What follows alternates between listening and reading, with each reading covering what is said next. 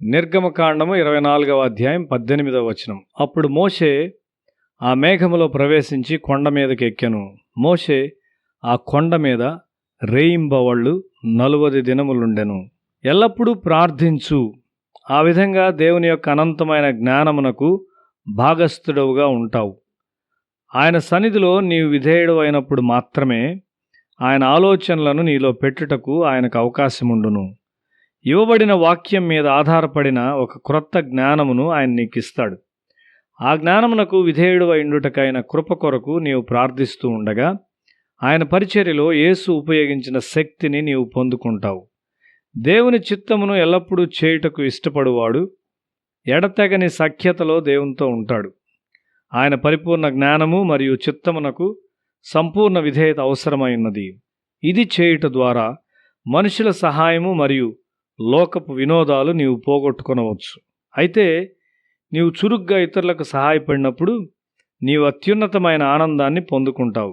నీవు నీ సహోదరునికి చురుగ్గా సహాయం చేయలేకపోయినప్పుడు ఒక నిజమైన విచారం నిన్ను కప్పును. అది నిన్ను పూర్తిగా నిస్సహాయునిగా పోగొట్టుకున్నవానిగా చేయును. ఇతరులను బలపరిచి వారిని సంతోషించువారిగా చేయునట్లు మన జీవితాలను మనం కట్టుకొనుచున్నామా? దేవుని సన్నిధిలోనికి మోషే ఒక్కడు మాత్రమే వచ్చుటకు పిలువబడినాడు.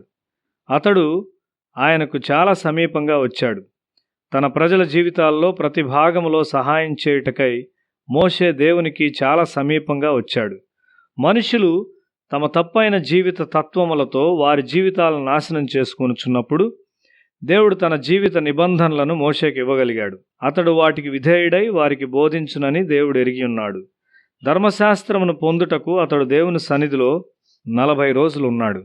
జీవజల నదులు నీ నుండి ప్రవహించినట్లు దేవుడు నీ హృదయం మీద ఆయన నిబంధనలను వ్రాసి నిన్ను ఆయన పక్షాన మాట్లాడువానిగా చేయును. ఆ విధమైన పరిచర్య కొరకు నిన్ను నీవు సిద్ధపరచుకొనుచున్నావా?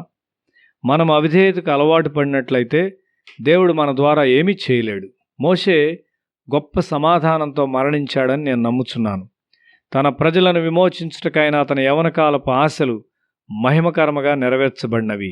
బానిసత్వము నుండి విమోచింపబడి నిరీక్షణ గలవారై వాగ్దాన దేశం వైపు వెళ్ళుచున్న జనాంగం అంతా అతని ముందు ఉన్నది. అదంత గొప్ప విజయము. నిర్గమకాండము 24వ అధ్యాయం 7-8 వచనాలు. అతడు నిబంధన గ్రంథమును తీసుకొని ప్రజలకు వినిపింపగా వారు యెహోవా చెప్పినవన్నీ చేయుచు విధేయులమై ఉందుమనిరి.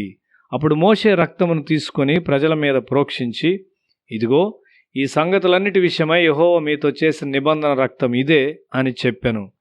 ఆ విధంగా మోషే ప్రజలను దేవునితో నిబంధనలోనికి తెచ్చాడు. క్రీస్తు ద్వారా రానున్న పరిపూర్ణ సత్యమును గూర్చి ముందుగా తెలియజేయువాడుగా మోషే ఉన్నాడు. నీ జీవితమునకు కూడా గొప్ప అవకాశాలున్నాయి. వాక్యమునకు సంబంధించిన జ్ఞానముతో మరియు విధేయతతో నీ జీవితాన్ని వృద్ధి చేసుకో. శిలువ ముందు నిన్ను నీవు దీన్నిగా చేయు జ్ఞానము నీకు అవసరమైనది. మోషే 25 లక్షల మంది ప్రజలకు సహాయపడి నడిపించగలిగాడు. నీ జ్ఞానము మరియు క్రీస్తులో నీ యొక్క పరిమాణమును బట్టి నీ సేవ ఫలము ఉండును.